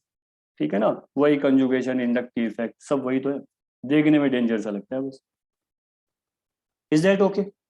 Getting very well? Fine. So हम talking about the stability of negative charge. So responsible कौन है? Electron withdrawing group. तो जब भी कार्बन पे इलेक्ट्रॉन विड्रॉइंग ग्रुप होगा that is known as stabilise. और जो भी स्टेबलाइज होगा अल्टीमेटली ई एल्कीन बनाएगा. Why it is so? वो मैकेनिज्म से अभी डिसाइड करता है. Okay, rest assure. So this one is stabilised phosphorus halide. लिख दूं? रेडी हो भाई? स्टेबिलाइज्ड, हाँ बच्चे, फॉस्फोरस हैलाइड. कहानी फिनिश. ठीक है, अब मैं जल्दी से पूछ लेता हूँ. चलो भाई, यहाँ पे मैंने कुछ एग्जांपल्स लेकर कोशिश की पूछने की आपसे. ठीक है, हालांकि कभी कभी मुझे फील होता है कि जरूरत की मैंने, क्योंकि आप बताते हो तो वो नहीं कुछ. क्यों भाई? ऑनलाइन ही चुप रह सकते हो. जिस दिन मैं क्लास में आ गया सब चिल्ला चिल्ला के बताओगे आप, देखना. ठीक है, नेक्स्ट आते हैं बच्चे. आ जाए. ठीक है भाई, इसका बता दो आप मुझे. तो मैं यार यहाँ पे लिख देता हूँ PR3. आर में it may be anything, it doesn't matter. मुझे मेरा वो कंसर्न है ही नहीं है. तो CH, here is CH2 and here is CH3. ठीक है, गुड इनफ. इनके नाम मैं दे देता हूँ यार, ताकि आप मुझे कुछ बता भी पाओ. फर्स्ट, सेकंड, ओके, बस हैप्पी एंडिंग होने वाली है इसकी. एंड पॉइंट पे चल रहे हैं हम लोग. थर्ड, ठीक है, PR3 double bond, here is the CH, here is the COOET, है ना. और फोर्थ और लेते हैं, PR3 double bond CH single bond CF3. चलो शुरू हो जाओ. Which one is stabilised? अब आपको पता है स्टेबलाइज के लिए मुझे क्या करना होता है भाई. इसको ऐसे दिखा लो आप रेजोनेटिंग फॉर्म में. क्यों बच्चे? ऐसे दिखा लो यार, आप कौन रोक रहे हैं? PS3, सर हम ऐसे कर लेते हैं, इस पे पॉजिटिव, इस पे निगेटिव. मैं फिर से रिमाइंड करा दूं कि यहाँ से बॉन्डिंग अगर आपने डिटेल में पढ़ी होगी तो बड़ा मजेदार कंसेप्ट है यार ये. ठीक है ना. कैसा है एनएन? अनस्टेबलाइज, क्योंकि कुछ भी फैक्टर उस पर ऐसा नहीं है जो उसको स्टेबिलिटी प्रोवाइड करे. कोई इलेक्ट्रॉन विड्रॉइंग ग्रुप नहीं है. कैसा रहा? अनस्टेबलाइज. तो आपका काम क्या है? सिर्फ ये लाइट को रिकॉग्नाइज करना, बाकी मुझ पे छोड़ दो. क्यों भाई? जिसने लाइट को रिकॉग्नाइज कर लिया कुछ है ही नहीं. फिर अब क्या लिखना है बोलो? ये कौन सा इफेक्ट देगा जल्दी बता दे बच्चे. ये प्लस आई देगा यार. तो ये भी क्या हुआ? अनस्टेबलाइज हुआ. यस और नो? अनस्टेबलाइज हुआ. करेक्ट. ये कौन सा इफेक्ट देगा यार? अरे भाई कॉन्जुगेशन में आ गया, वो इलेक्ट्रॉन विड्रॉइंग ग्रुप है बच्चे. इलेक्ट्रॉन विड्रॉइंग ग्रुप है तो क्या करेगा? वो स्टेबिलिटी प्रोवाइड कराएगा, stabilised. What about it? Strong minus I है बच्चे. स्ट्रॉन्ग माइनस आई क्या प्रोवाइड कराएगा? Stability. So this one is the stabilised. Is that okay? Got the point? So बहुत इजी है. आप आराम से स्पीशीज देखो, स्टेबलाइज है या अनस्टेबलाइज है ये सेलेक्ट कर लो. स्टेबलाइज होगा तो ई एल्कीन बनाएगा, अनस्टेबलाइज होगा तो जेड एल्कीन बनाएगा. आप देख पा रहे हो बच्चे, जो स्टेबलाइज होगा तो बड़े बड़े से कुछ ग्रुप आएंगे, इलेक्ट्रॉन विड्रॉइंग ग्रुप. तो due to the bulkiness of the phosphorus halide वो 180 फार अपार्ट रहना पसंद करेंगे. क्यों भाई? इसलिए क्या होता है कि जब भी आप स्टेबिलिटी के लिए कोई बड़ा सा ग्रुप लगाते हो तो हिंड्रेंस इंक्रीज हो जाता है. तो इसलिए वो ट्रांस रहेंगे, है ना. इसलिए ई एल्कीन बनता है. ठीक. तो मैं बता भी रहा हूँ कि मैं भी फर्स्ट फेज में हूँ और आपको सारी चीजें बता रहा हूँ. सेकंड फेज में क्या होगा? वेरिएशंस आती है ना बच्चे उसमें. वो नीव रिएक्शन जब आप पूरा पढ़ते हो तो यार सारी वेरिएशंस पढ़ानी होती है ना. अभी मैं किसी स्पेसिफिक वेरिएशन की बात नहीं कर रहा हूँ, मैं स्ट्रेट फॉरवर्ड बता रहा हूँ. हालांकि 90% यहाँ से सॉल्व हो जाती है प्रॉब्लम्स, कोई दिक्कत नहीं होती. ले लें प्रॉब्लम, शुरू करें. ठीक है, सब रेडी? आ जाओ फिर. नेक्स्ट. तो एक हमने क्वेश्चन देख लिया, ये रहा क्वेश्चन. ठीक, यहाँ से आया that is R, here is H. Aldehyde का मैंने केस लिया है, डबल बॉन्ड हो, and here is the PPH3, PPH3 double bond, okay, CH, and here is R, या फिर R प्राइम मैंने लगा दिया. ठीक है, और आपसे पूछा क्या प्रोडक्ट बना. तो देखो पहले तो आपको अपना बॉक्स मैकेनिज्म देख लेना है. योर फेवरेट वन यार. और जब भी बॉन्डिंग आपने पढ़ी थी फॉस्फोरस की तो आप जानते हो कि ऑक्सीजन देखते हुए एक्टिवेट हो जाता है, बॉन्ड बन जाता है हमेशा P डबल बॉन्ड हो. क्यों भाई? ये तो इसकी फितरत है यार, P डबल बॉन्ड हो बनाना. ठीक है, तो ज्यादातर बाई प्रोडक्ट में यही आएगा, ट्राईफिनाइल फॉस्फीन ऑक्साइड, करेक्ट। तो बहुत इजी। अब मैं इसका एक प्रॉपर मैकेनिज्म आपको दे देता हूँ। ठीक है, तो यहाँ से क्या फॉर्म हुआ है सर, एल्कीन फॉर्म हुआ है। कैसा एल्कीन बनेगा बच्चे, ये अनस्टेबलाइज है। क्या है ये, अनस्टेबिलाइज्ड। और अनस्टेबलाइज से क्या फॉर्म होता है, जेड एल्कीन। तो ये आर है, ये आर प्राइम है, and this one is the H, and this one is the H. Okay, Z alkene, fine, ऐसे होगा। अब इसका एक बार मैकेनिज्म देख लो कि बिटेन और ऑक्साफॉस्फेटेन क्या है, तो आपको समझ आ जाएगा। ठीक है, लो मैकेनिज्म देख लो। तो मैकेनिज्म ऐसे थोड़ी होता है जैसे ये दिखाया मैंने बॉक्स बना के। इंटरव्यू में कभी भी मत कर देना ये, नहीं तो आवाज आएगी नेक्स्ट। ठीक है ना, और आप क्लास इंटरव्यू के जो रूम होता है इंटरव्यू का, उससे बाहर, और जो बाहर बैठा था वो अंदर, पता भी नहीं चलेगा कब वो बाहर निकाल देंगे। ठीक है, सो प्लीज ये बॉक्स वॉक्स बना के इंटरव्यू में कभी नहीं दिखाना है, उसमें प्रॉपर मैकेनिज्म होती है बच्चे। शुरू हो जाओ। यहां से हुआ that is R, and here is H. Okay, double bond O, is that fine. और यहां से मैं फॉस्फोरस हैलाइड को ऐसे लिख सकता हूं, इजाजत है, बिल्कुल है। Here is R prime and here is the C H, negative charge, and here is बच्चे पी पी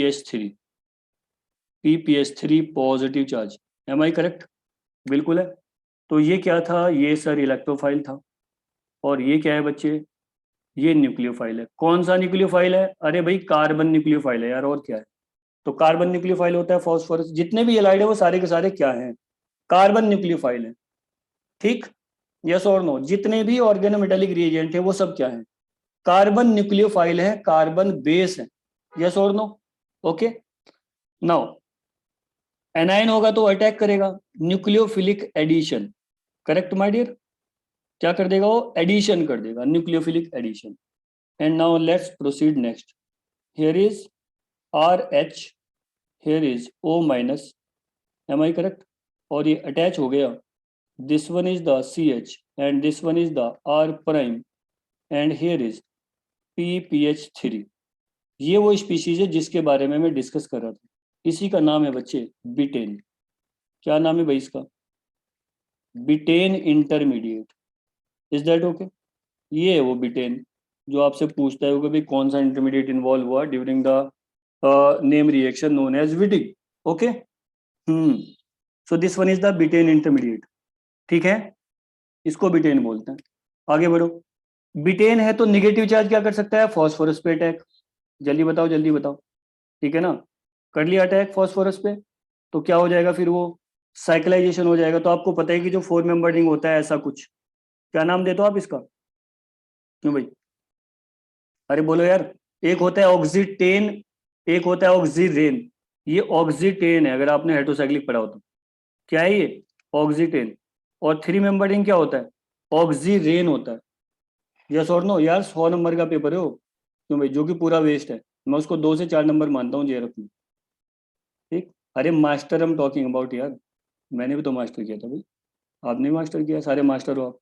और वो चीज पढ़ के आ रहे हो जिसका जेआरएफ में कोई यूज ही नहीं है, तो 100 नंबर का पेपर है वो, 100 मार्क्स, पूरा वेस्ट। ठीक है, एनीवे।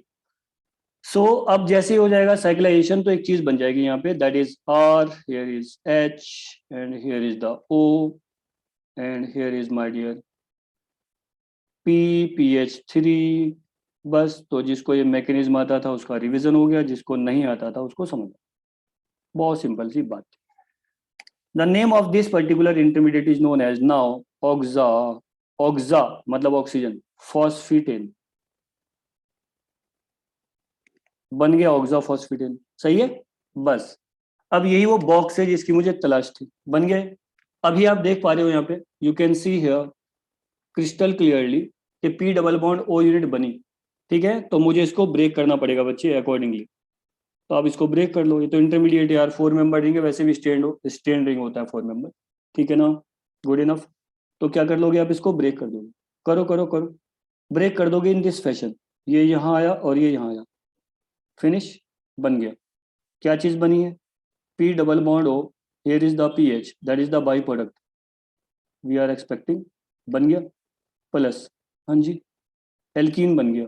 अब कौन सा एल्कीन बनेगा तो आप बता दो। कोई बड़े बड़े ग्रुप तो यहाँ पे लगे हुए नहीं कि बहुत बड़े बड़े ग्रुप लगे, ठीक है ना, वही छोटे मोटे से हैं, तो कुल मिला के हमने इसको जेड बना दिया, है ना, H and here is H, that's it. इतनी छोटी सी बात थी यार, ये बात थी वो। तो जब भी कार्बन आयन आएगा तो आपको ये प्रोसीजर इस टाइप से पढ़ना है। तो ये कार्बन आयन सिस्टम है सारा का सारा, ठीक, ये लाइट वाली केमिस्ट्री। कुछ बात समझ आई? ऐसे आप कीटोन में करोगे तो अल्डिहाइड कीटोन का फीचर, गॉट इट। तो एक प्रॉब्लम मैं देता हूँ, उसको सॉल्व करना, उसमें ई बना देते हैं इस बार। ये रहा क्वेश्चन, ठीक। तो अगर सपोज करो मैंने यहाँ पे दिया है एसिटल्डिहाइड MEH, राइट, और फिर यहाँ से दिया है PPH3 डबल बॉन्ड CHCOOMe, ऐसा दिया है, ठीक है। So what about the product, ये आपको बताना है, ठीक है, बता पाओगे? बहुत इजी है यार। ये स्टेबलाइज्ड, तो स्टेबलाइज से क्या फॉर्म होगा, ई। क्यों बना ई? क्योंकि जैसे आप स्टेबिलिटी ग्रुप लगाओगे तो बड़ा सा ग्रुप है बल्कि, तो बल्कीनेस बढ़ जाएगी, इसलिए क्या रहेंगे वो 180 फार अपार्ट रहेंगे ट्रांसपोजिशन पे, है ना, बस ये वजह है और कुछ भी नहीं, ठीक। तो चलो नेक्स्ट बढ़ते हैं। अब आते हैं that is benzene intermediate. Okay, तो ये मैंने कुछ एनायन के आपको एप्लीकेशन पार्ट बताए, हालांकि ये चलता ही रहेगा बच्चे, ये फिनिश नहीं हुआ है, ठीक है, क्योंकि जब तक आप सारा न्यूमरेशन इससे रिलेटेड नहीं पढ़ लेते वो फिनिश नहीं हुआ। ओके, गॉट द पॉइंट, ठीक है। फिर बेंजाइन इंटरमीडिएट शुरू कर देता हूँ। नाउ यूनिट चल रही थी आयनिक इंटरमीडिएट, ओके। अब आते हैं न्यूट्रल इंटरमीडिएट में। Now category is neutral, neutral reactive intermediates.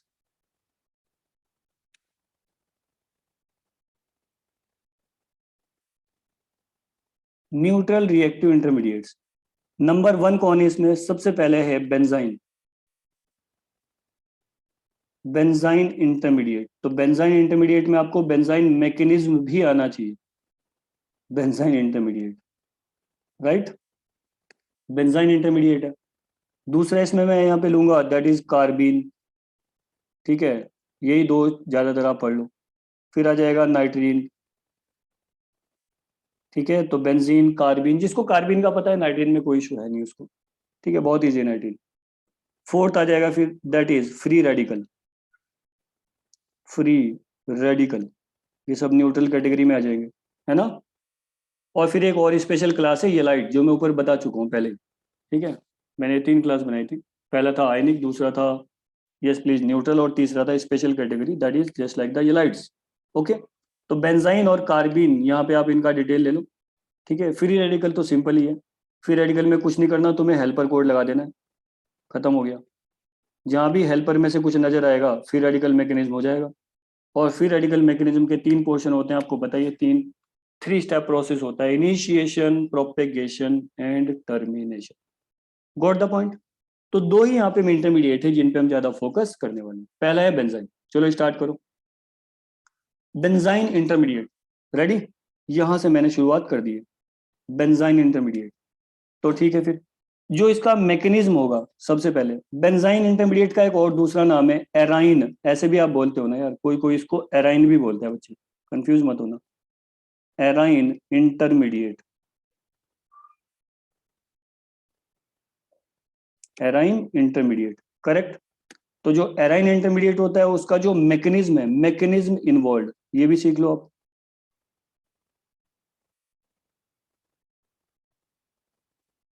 Mechanism involve, कौन सा मैकेनिज्म फॉलो करता है ये? Elimination addition mechanism. कौन सी मैकेनिज्म आती है? Elimination addition, elimination addition mechanism, is that okay? और ये मैकेनिज्म एग्जैक्टली रिवर्स है, मैं यहाँ पे कंपटीशन करवा रहा हूँ, वर्सेस, कंपटीशन करवा दूँ बच्चे, मैं यहाँ कंपटीशन करवा रहा हूँ इस मैकेनिज्म का SNAR के साथ, ठीक है ना, SNAR। SNAR क्या होता है? That is aromatic nucleophilic substitution. तो एरोमेटिक न्यूक्लियोफिलिक सब्सटीट्यूशन, ये मैकेनिज्म एग्जैक्टली रिवर्स है, ठीक है। ये मैकेनिज्म एग्जैक्टली रिवर्स है एलिमिनेशन एडिशन का। मतलब इसमें क्या होगा, अगर इसकी मैं फुल फॉर्म की बात करूं तो बता दिया मैंने, लेकिन रियल सेंस में होता क्या है, ये मैकेनिज्म होता है बच्चे एडिशन, एडिशन एलिमिनेशन मैकेनिज्म। तो मैं 3 मैकेनिज्म यहाँ पे लिख रहा हूं, ठीक है भाई। क्या चाह रहा है यार, रुक जा, fluctuation in internet connection, okay fine, कोई बात नहीं। हाँ बच्चे, तो एडिशन एलिमिनेशन मैकेनिज्म, राइट, ठीक। और तो ये दोनों बच्चे एरोमेटिक सिस्टम में है ना। किस में आएंगे भाई दोनों मैकेनिज्म, अरे यार एरोमेटिक सिस्टम में आएंगी, एरोमेटिक, है ना, एरोमेटिक सिस्टम। तो एरोमेटिक सिस्टम की जबरदस्त रिएक्शन है दो, ठीक। इन दोनों का एक और कंपटीशन हो जाएगा, कॉम्पिटिटर है जिसका नाम है इवन सीबी, वो एलिफेटिक में आता है जाता। तो 3 मैकेनिज्म होती हैं जो एक साथ पढ़नी होती है, ठीक है ना, बेंजाइन, दूसरा होगा एसएनएआर और तीसरा होगा इवन सीबी। ये तीनों ही मैकेनिज्म होती हैं case of core leaving group. Okay, तो मैं एक छोटा सा नोट आपके लिए बना देता हूँ क्योंकि बड़े काम की बात बता रहा हूँ, ठीक है। In case of core leaving group, in case of pore leaving group, भाई लिविंग ग्रुप होते हैं ना यार, 2-3 कैटेगरी होती है। एक होता है मॉडरेट लिविंग ग्रुप, एक होता है पुअर लिविंग ग्रुप, एक होता है गुड लिविंग ग्रुप। तो मैं अब पुअर की बात कर रहा हूँ बस, और कुछ भी नहीं।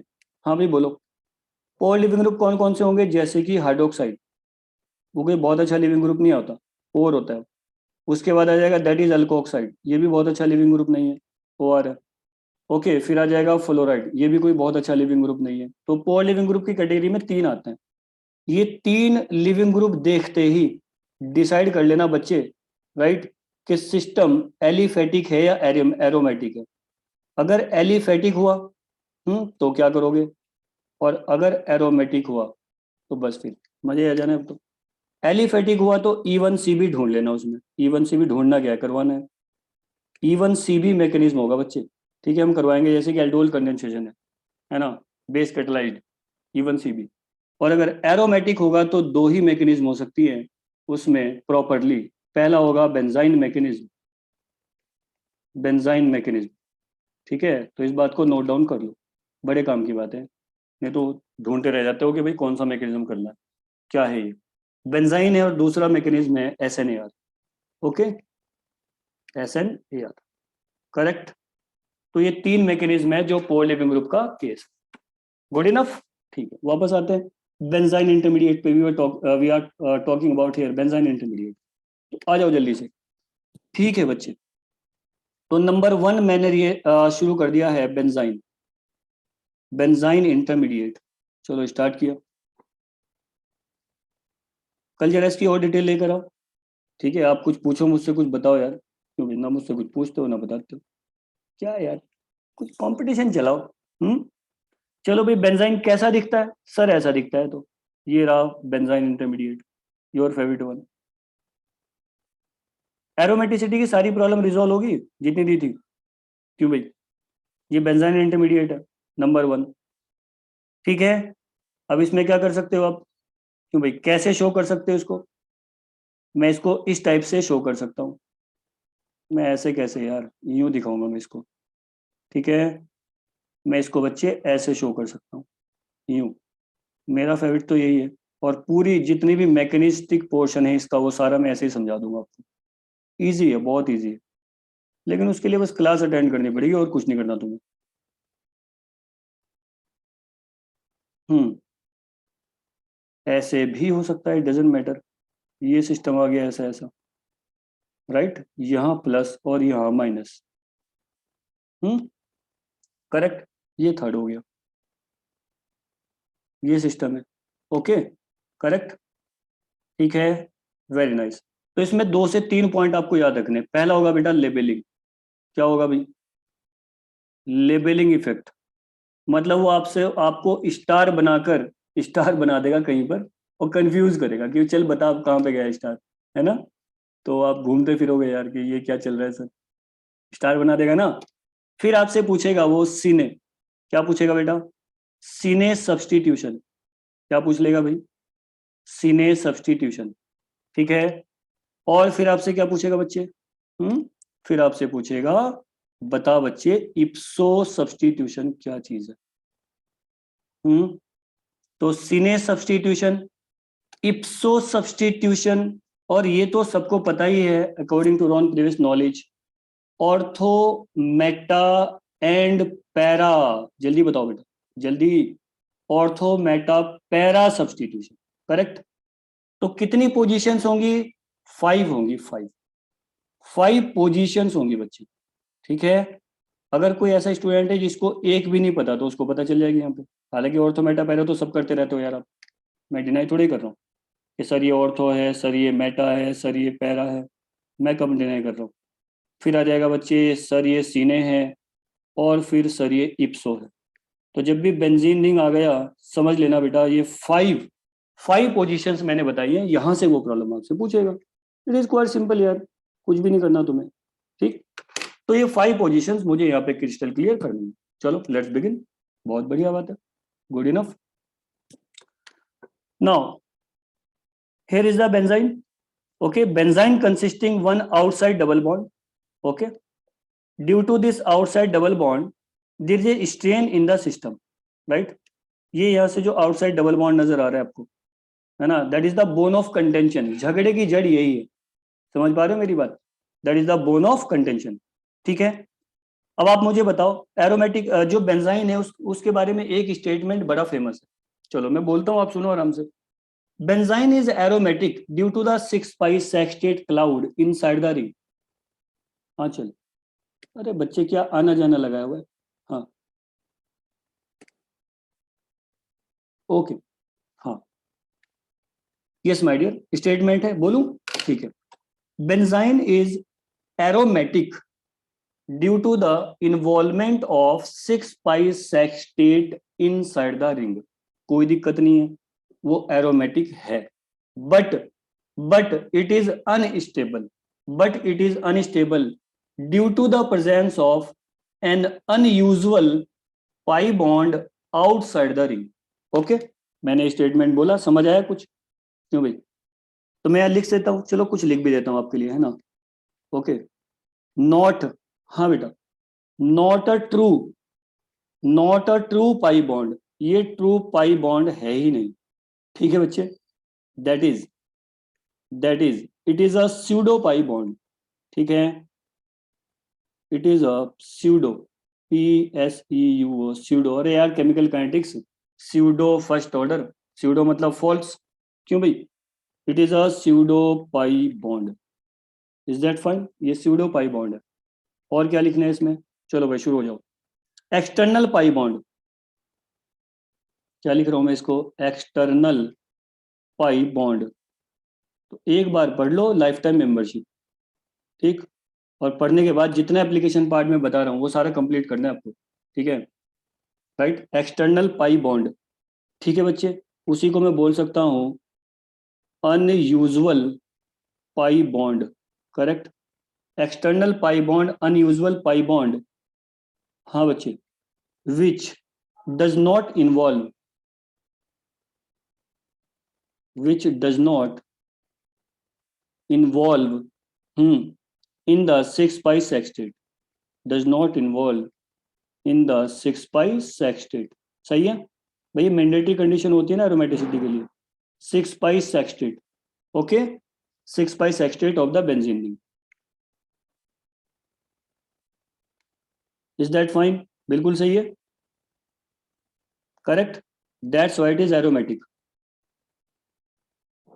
That's why it is aromatic. इसलिए एरोमेटिक है क्योंकि ये डबल बॉन्ड जो इनसाइड द रिंग क्लाउड है उसको डिस्टर्ब नहीं कर रहा है, ठीक है। ओके, करेक्ट है। सो बेंजाइन, हाँ भाई, बेंजाइन एरोमेटिक है। पहला स्टेटमेंट क्या था? बेंजाइन इज एरोमेटिक, ठीक है, बट अनस्टेबल, ठीक है ना, जबकि एरोमेटिक तो स्टेबल होता है यार। तो अनस्टेबल क्यों है? Due to the unusual pi bond. यार कुछ खुद भी लिख लोगे या सारा मुझे लिखना है? ठीक है, मुझे बोलने का ज्यादा शौक है, बहरहाल चलो मैं थोड़ा सा लिखने की कोशिश करता हूँ यार। हाँ, due to the unusual pi bond outside the ring, okay.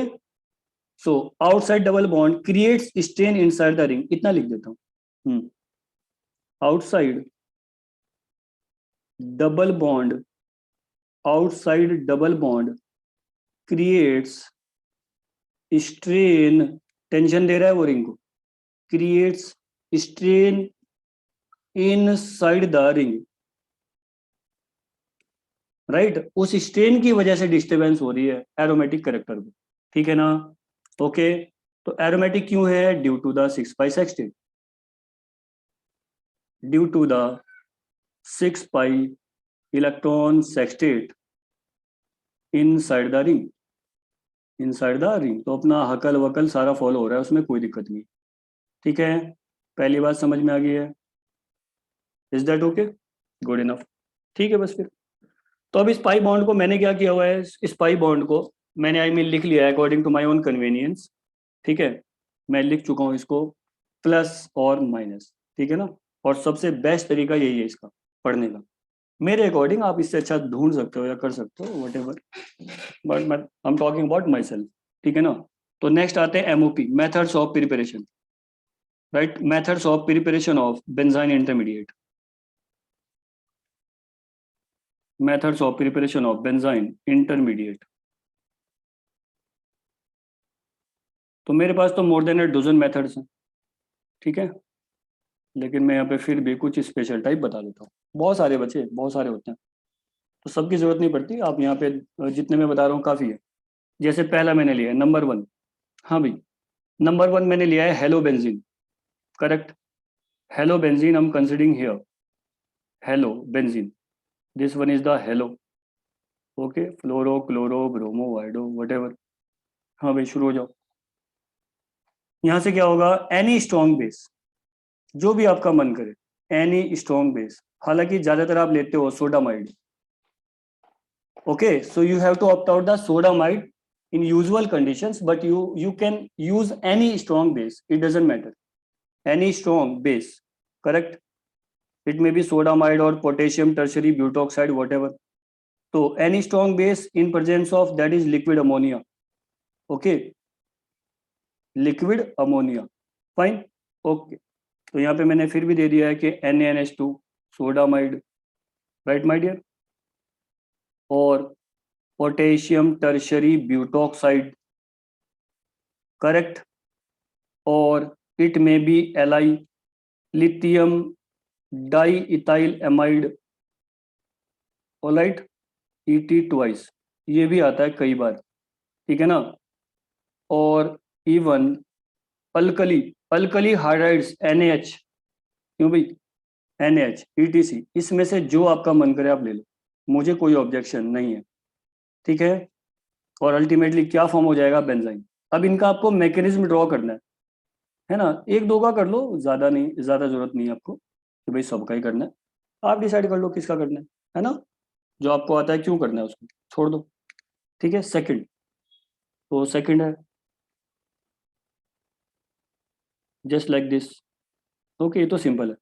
Here is the fluorine just like the Cb and here is the Li, lithium तो आप जानते हो, तो ऑर्गेनो लिथियम रिएजेंट है, ये माइनस है, ये प्लस है, इसमें तो यार सीधे ही काम हो जाएगा ऐसे, है ना। ओके फाइन, तो यहाँ पे मैं -25 डिग्री सेंटीग्रेड लेता हूँ, लो टेम्परेचर पे काम होता है, बन गया बेंजाइन, ठीक है।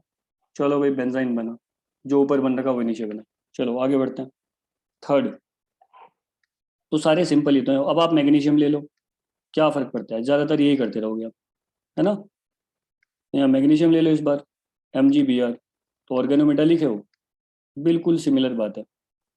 एक, तो यहाँ ले लिया 0 डिग्री सेंटीग्रेड, ये भी ये चीज़ है, ये माइनस है, ये प्लस है, कौन सा इसमें कोई रॉकेट साइंस है, राइट, सिंपल है।